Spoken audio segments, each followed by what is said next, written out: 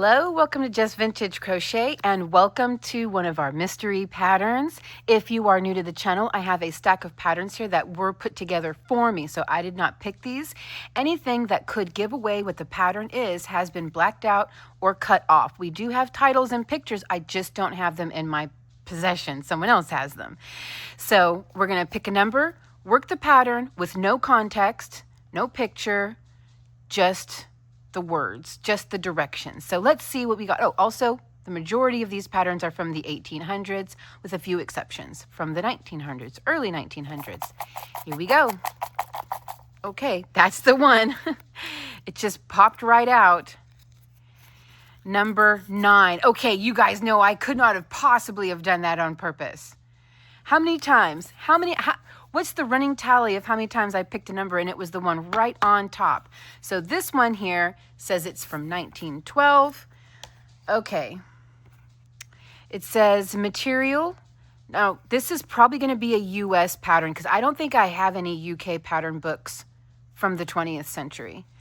Okay. Number 9, crochet hook. 3 full ounces of 4-ply wool. Okay.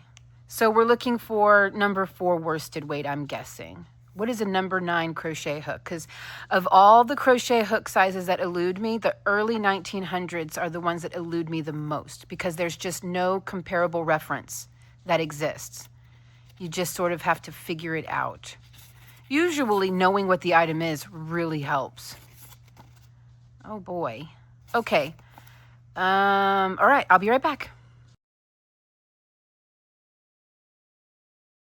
Just a real quick shameless e-bag. I've been doing these a lot lately. If you like antique and vintage crochet, please subscribe. I am trying to get up to 200,000 subscribers. I think we are just about at 140 right now. If you like this video, please hit the like button. It just takes a second and it lets the algorithm know that my content is worth watching. And of course, if you have something to say, hopefully not mean, by all means, please let me know down in the comments. I do try to read as many comments as I can, and whenever I read it, I always hit the little heart button to let you know I've read your comment and thank you. Okay, that's it. Let's get on to the mystery. Okay, so I'm going to use just a basic cheap acrylic number 4 worsted weight and a 5mm because that's what's recommended on the yarn. So work 42 chains rather easily. So I think that just means like loose, kind of loose. So I won't put a lot of tension on it. So here we go. 1, let's see, is that loose enough? That's pretty loose. 4, yeah, that's pretty loose. Okay. I'll be right back. I'm going to work 42 chains. Okay, there is my chain of 42. And I mean, honestly, this probably isn't meant to be a number 4 worsted weight. I just sort of went with that because it said 4-ply wool. This was probably meant to be a thinner weight and a smaller hook, but I think it'll be okay because mostly we just want to see what it is. Okay, first row, miss 1 chain and work 41 single crochet. Okay. So I'm going to work in the back bumps because that's just where I live. So I'm going to work 41 single crochet and I will be right back. There we go. Okay, second row, 1 chain to turn, single crochet in back loop of each stitch in previous row, 41 in all. Repeat second row till 6 rows in all are done. Okay, pretty straightforward. So let's see. Chain 1. I don't normally chain 1, and I also don't normally work in the back loop for a first stitch, but I don't know what this is, so I'm not going to just make up my own rules with this one. I'm going to follow it as it says. So we want a total of 6 rows. Let's see here. Repeat the second row till 6 rows in all are done. So I'm guessing this is row 2 then. Well, obviously it's row 2, but row 2 of 6. Not 6 additional rows, but 5 additional rows. Okay, so I will be right back. I'm going to get all this done really quick off camera. We're doing some ribbing. I'm intrigued. Okay, I had to use a little sticky note to not get the sentences too confused. 7th row, so here we have 1, 2, 3, 4, 5, 6. 7th row, 1 chain to turn, single crochet as usual, so I'm assuming the back loop only, for 20 stitches. 3 single crochet in the front part of the next stitch, so that is the front instead of the back. 20 single crochet to finish the row as usual. Okay. So 20 single crochet in the back loop, and then 3 single crochet in the 21st stitch, front loop, and then finish off with 20 back loop single crochet. 1, 2, 3, 4, 5, 6. Here we go. 7. Okay, 19 and 20.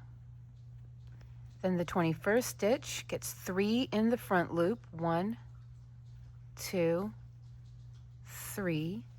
1, 2, 3, 4, 5, 6, 7, 8, 9, 10, 11, 12, 13, 14, 15, 16, 17, 18, 19, 20. Okay, so my stitch counts are still good. So I'm going to go ahead and work these last 20 in the back loop only. And I will be right back. I am thoroughly intrigued. Okay, it says here, now go on in this fashion, making a chain to begin, and the 20 single crochet in the back of the stitch below. Then for the middle part, always working on the front part of the stitch and putting 3 stitches in the middle stitch every other row. So they are, when I first read this, because I read it off camera, it sounds to me like there's going to be a front and a back, because every other row they want you to work 3 stitches, basically work an increase in the middle. But whenever you're working this side of the stitch, just go. Don't worry about an increase. That's how I'm reading it, as if there is a clear front and back. Okay, putting 3 stitches and 20. Okay, so here we go, putting 3 stitches in the middle stitch every other row, and 20 single crochet on the other side of the center until there are 21 rows of the middle work. So not counting the 6 rows we started with. So we're going to do 20 rows where every other row we add an increase in just the center stitch. Let's see here. Then work 6 rows without increase. So pretty much just like how we started off, but in the same style, so back loop only. There should be 20 ridged rows, so 20 of these, I think. 20 ridged rows, 21 plain. Oh, yeah, okay. Oh, I think because it's front and back. And 20 ridged in each of the 6 rows. Okay, a little bit confusing on the wording there, just a little bit. Now decrease a stitch. Okay, so we'll worry about now when we get there. So for now, I'm just going to follow all of this because that sounds like a lot of homework. So I guess this row, I'm just going to work plain without an increase, making a chain. Yeah, I mean, it clearly said that. 20 single crochet in the back of the stitch. Then for the middle part, always working on the front part of the stitch and putting 3 stitches in the middle of stitch of every other row. That's not every single row, right? Or right? I'm going to figure up some math and make sure the math is mathing. Hang on. Or when they say there should be 20 ridged, 21 plain, 20 ridged in each of the 6 rows. That part confused me, but I think they're calling these plain stitches and these ridged stitches. So now I believe I need to work a front loop single crochet, 3 front loop single crochets, 1 front loop single crochet, and by the time it says right here there should be 20 ridged, 21 plain, I think eventually I'm going to have 21 of these right here that are not back loop only, but 20 ridged. That's what I think is happening. Okay, so then do I need to work? Now I can't work front loop only here because then it will cause ridging. So front loop only can only be worked on this side. So now it all makes sense. I don't have to bust out the calculator. I think I totally get it at this point. Okay, so I'm going to start off. I think this whole row is going to be plain with no increase. Yes. Yeah, yes. Wait. Or do I need to increase here anyway? Wait.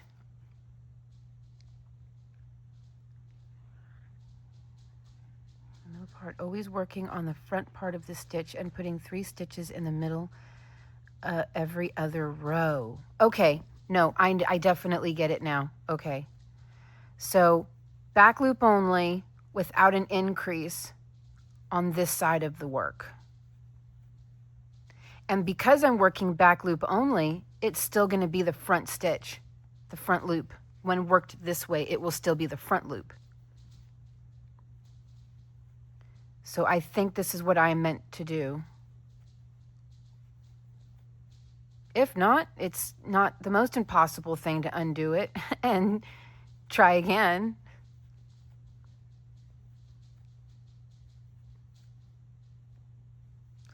So I will only work an increase,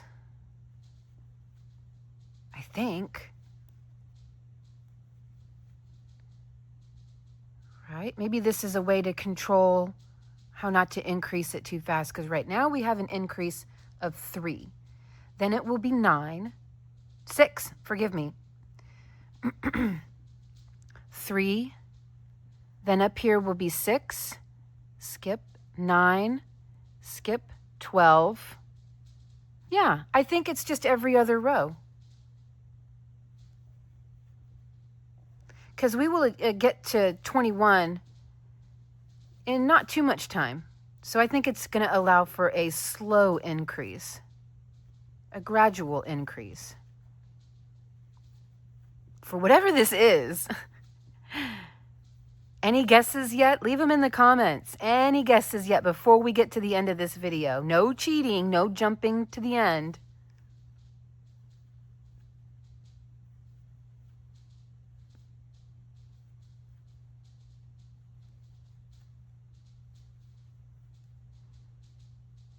Okay, so this row here, I need to increase. So what I'm going to do, just to make sure I don't mess up, is I'm going to go ahead and put a stitch marker on the front loop on this side. That way I always know, because whenever I click off of here and do this off camera, I'm going to be watching videos. I could distract myself and screw up, but this will prevent me from doing that. It's a fail safe. Okay, so 20 stitches, back loop only. I really truly have absolutely no idea what this is. Is it even a wearable? Or is this for like, is this like a tea cozy? Or, I mean, what is it? It's 1912, so it would be something from the era of the Titanic.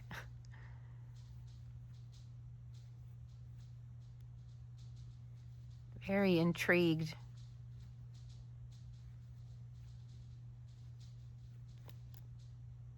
Okay, now we're coming up to what I am presuming is our next increase. So at this point now, I need to work front loop only. 3 in the middle, 1, 2, 3. You know what I need to do? I need to mark that too. Because these stitches will eventually start to all look the same to me. And then back loop.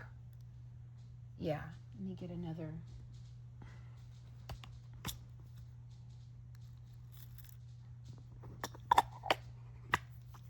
So I want to mark my beginning and end increase section so I don't lose it. Even though I could just count, still, I don't want to lose it. Okay, so this is what I'm going to do then. The next row with no increase, just back loop only, then turn. And this row will be back loop only until here. And I'm going to work front loop, 1, 2, 3, front loop, front loop. You know what, just to make sure. I know myself. I know myself very well. So I'm going to mark that center stitch every time too.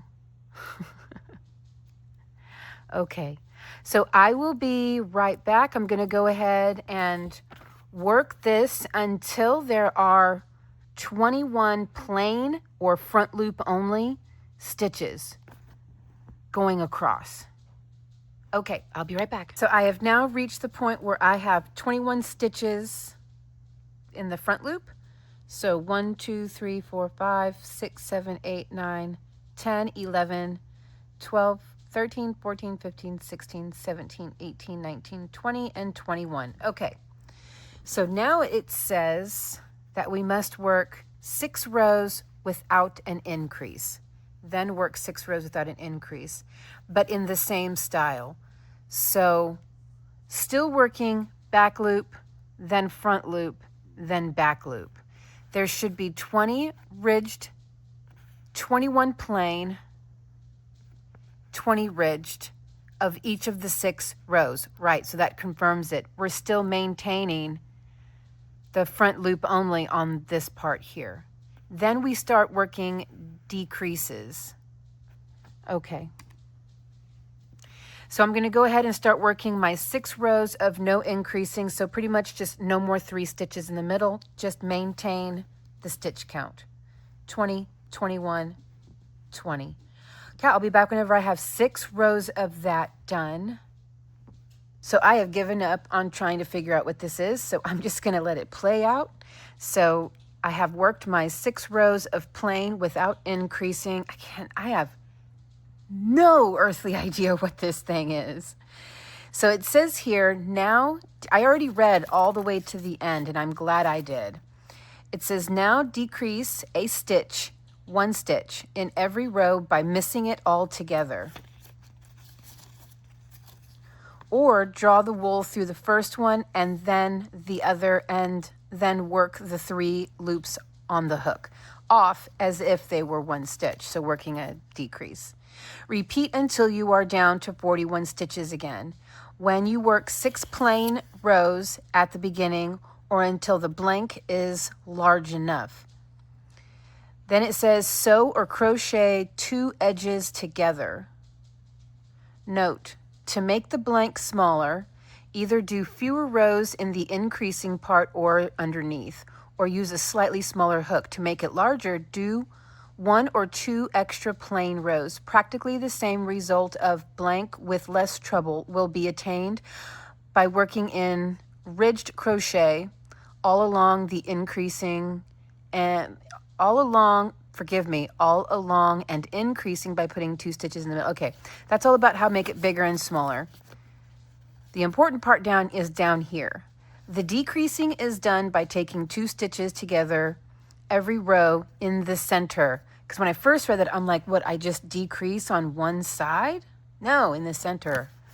Keeping the ridged crochet as usual all the time. So that was the most helpful part, is where do I decrease? So I need to decrease every single row, not every other row, until we're back down to 41 stitches. Which means we have to decrease until all of the plain stitches are gone. Like, simply put, when you have no more plain stitches, you're back down to 41 stitches. So let's give that a go. And I imagine I still need to work the front loop on this side to keep it looking consistent. I'm guessing, I don't know. It didn't say either way, but I'm just going to go ahead and do that. So I'm working the front now.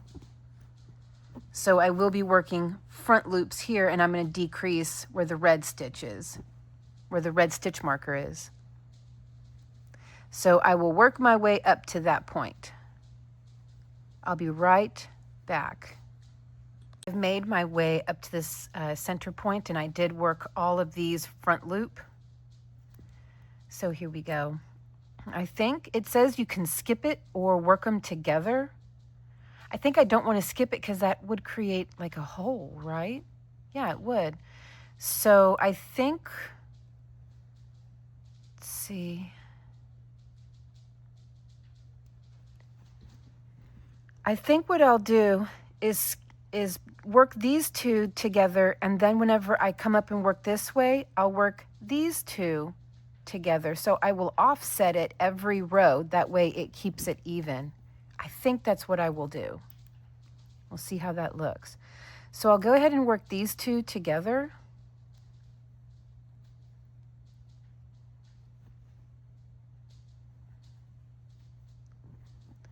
And put that right there.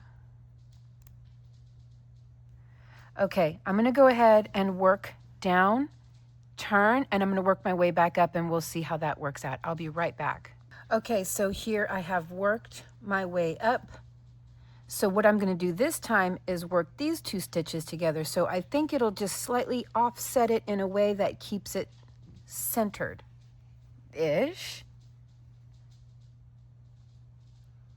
So work these two together.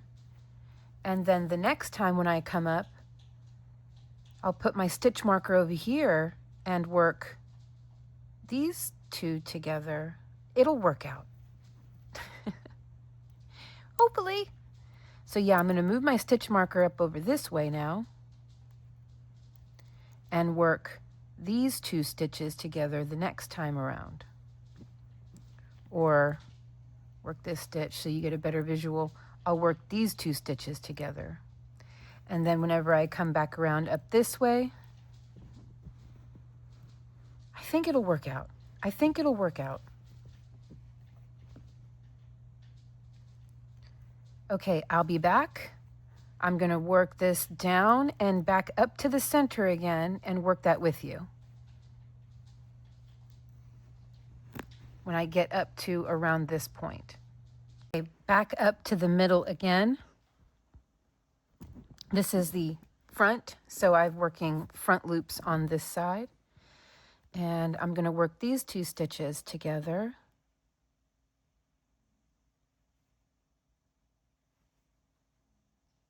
In the front loops. Yeah. I'll go ahead and mark that one. Make my way back down.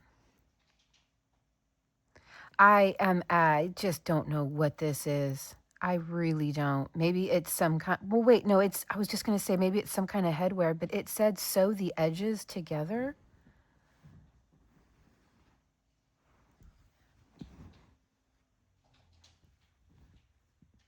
It almost looks like a cup.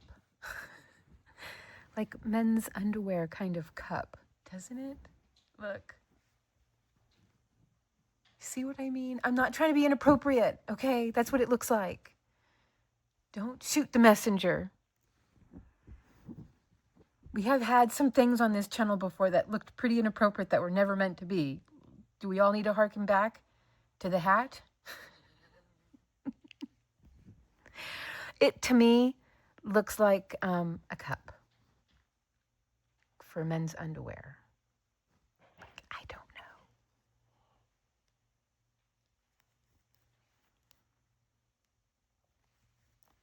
know. Okay, so I'm going to work my way back down and then up again.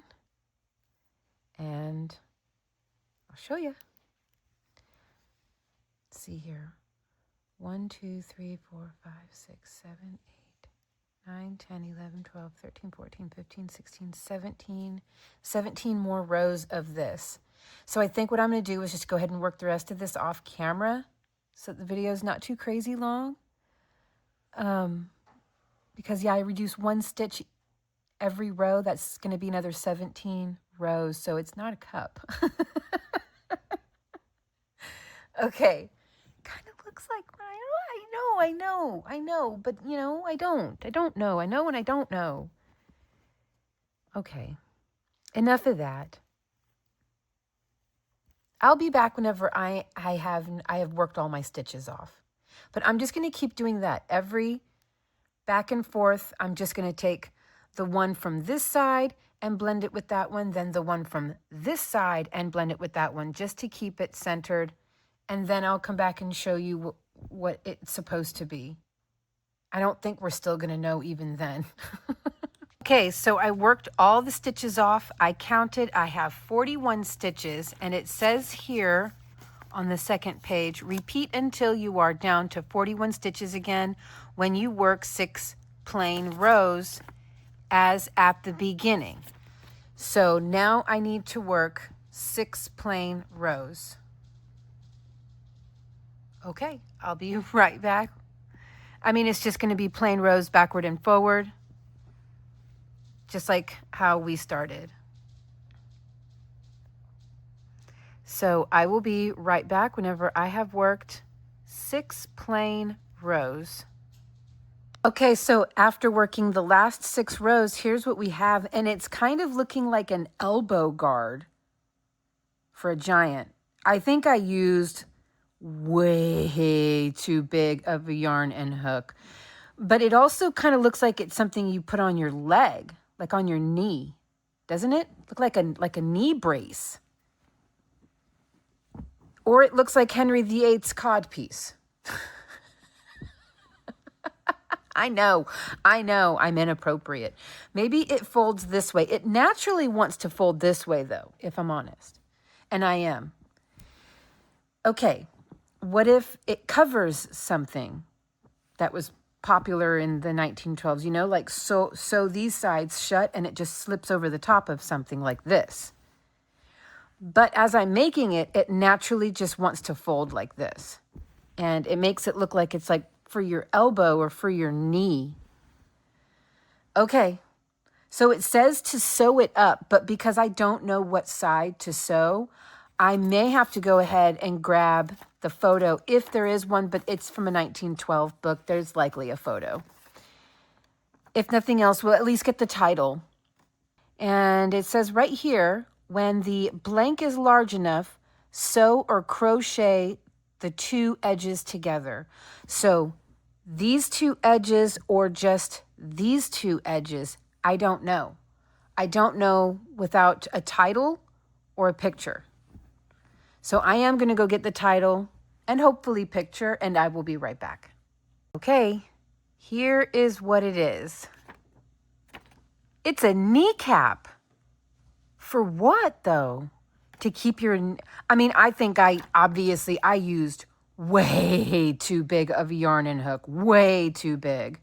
But we have the general idea. The whole point of these is to at least see what they're supposed to be.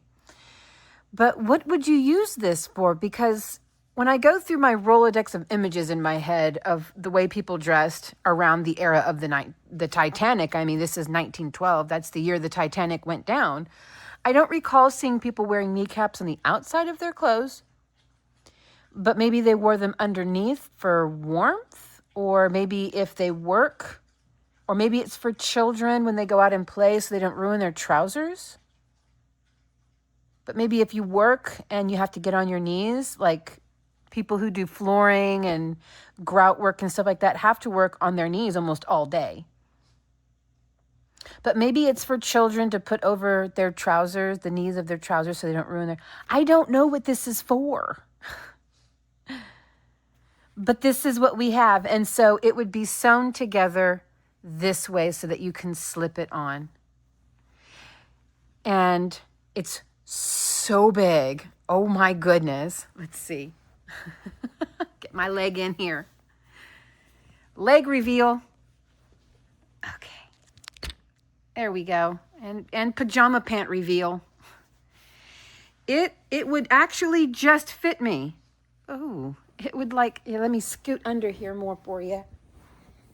It would basically just fit me. Look at that. If I were to sew it shut, it would like just fit me. But what are these for? So maybe it's not too big. Maybe I didn't make it too big after all, because it's honestly, if I could just break my leg and turn it around and show you, it's like actually going to fit if I sewed it shut. But I'm not going to, because we see what it is now, and I'm just going to undo this and keep the yarn because I'm never going to use this. But what do you use them for? Can you guys look that up and put it in the comments? Like, what were kneecaps, knitted or crocheted, separate kneecaps used for in 1912. Inquiring minds are dying to know. Okay. So it is a crocheted kneecap. Very cool, very different. It's not a doily, but I am confused as to the purpose of it. I need to know, what is the purpose of it. I don't find it to be at all impractical. I just want to know what it was commonly used for, to the point where it was useful enough to put in a crochet book. Like, enough people owned these in some form of another, and so therefore here you can make one. Very cool. And it actually fits. I thought it was going to be huge, but maybe this is the correct size, actually, because I mean, I'm kind of fat, but I'm not like super duper duper fat. I'm about 160 pounds. I don't know what that is in stone. You have to go on Google and conversion rate that one. But so I'm not huge, and this fits perfect. If I were to use smaller thread, it would have been for a child, because this fits perfect. In fact, it was a little too tight around the lower thigh area. Okay, that's today's mystery. Very cool. I will hold the whole pattern up for you. You can take your screenshots, and then I'll hold the picture up for you. There we go. Hopefully that's clear. Let me see if I can focus that a little bit for you. Okay, and then the next page.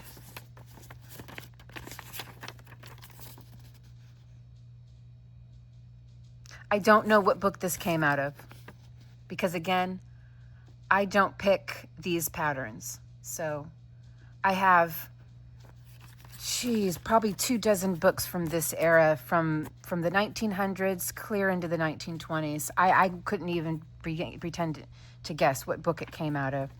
There is the picture, so you can take all the screenshots, and honestly, you can have this pattern. And I think it's actually useful. My knee does feel cold now that this is off of it. I can tell that I'm not wearing it. How funny. Oh my goodness. Okay. All right, that's it. I'll see you guys in the next mystery. Love you lots. Bye.